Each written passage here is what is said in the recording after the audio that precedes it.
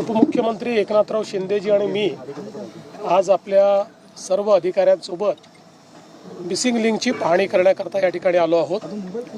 Missing link हा project एक engineering Marvel आहे आणि विशेषतः मुंबई आणि पुण्याला अधिक जवळ आणण्याचं काम या मिसिंग लिंकमुळे होणार आहे। दोन याचे महत्त्वाचे फायदे आहेत। एकीकडे 6 किलोमीटरने अंतर तर कमी होणारच आहे, पण ट्रॅव्हल टाईम जो आहे हा जवळपास अर्ध्या तासाने कमी होणार आहे। आपण बघतो की हा जो घाटाचा सगळा भाग आहे, मुंबई पुणे एक्सप्रेसवेवर जो काही जाम कधी होतो त्या जाम करता हाच भाग कारणीभूत आहे आणि आता हा सगळा घाटाचा भागच निघून जाणार आहे। त्यामुळे अतिशय मला असं वाटतं की सीमलेस ट्रॅफिक मुंबई पुणे एक्सप्रेसवेवर या मिसिंग लिंकमुळे तयार होणार आहे। याच्यामध्ये आपण बघितलं तर 3 बोगदे आपल्याला या ठिकाणी पाहायला मिळतात। विशेषतः यातला एक बोगदा हा देशातला सगळ्यात लांब बोगदा, जवळपास 9 किलोमीटरचा बोगदा आहे।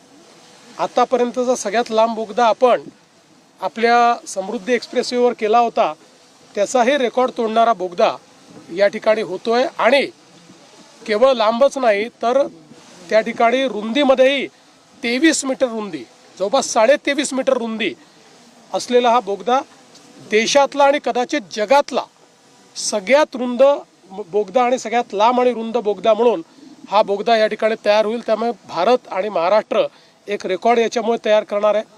यासोबत आपण पाहतोय की अतिशय उंच असे केबल स्टेड ब्रिज या ठिकाणी होत आहेत आणि हाही एक नवीन रेकॉर्ड आपण तयार करतोय की यातला जो हायेस्ट पॉईंट आहे तो जवळपास 185 मीटर इतका उंच आहे। त्यामुळे देशामध्ये आत्तापर्यंत एवढा उंच कुठलाच ब्रिज बांधला गेलेला नाही। तो केबल स्टेड ब्रिजही आत्ताच आपण सगळ्यांनी बघितला, तो ब्रिजही या ठिकाणी बांधला जातोय। MSRDCच्या वतीनं हे काम अतिशय चांगल्या पद्धतीनं चाललेलं आहे।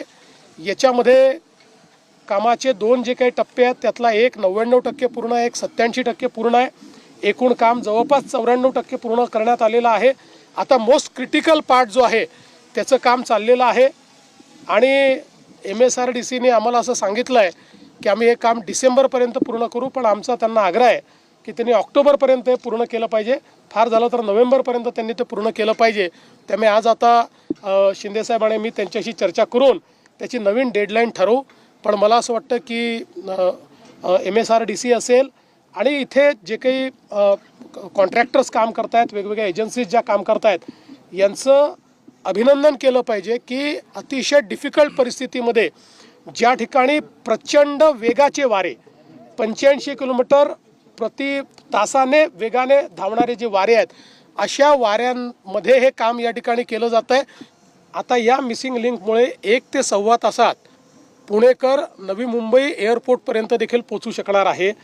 त्यामुळे जी आपली ओरिजिनल अपेक्षा होती की मुंबई पुणे हा एक इकॉनॉमिक कॉरिडॉर तयार व्हावा, तो इकॉनॉमिक कॉरिडॉर आता तयार होतो आहे आणि त्याच्यामध्ये ही मिसिंग लिंक एक महत्त्वाचा पार्ट आहे। 100% इन्फ्रास्ट्रक्चरमध्ये महाराष्ट्राने गेल्या 10 वर्षामध्ये जे काम केलेलं आहे हे अतुलनीय अशा प्रकारचं काम आहे।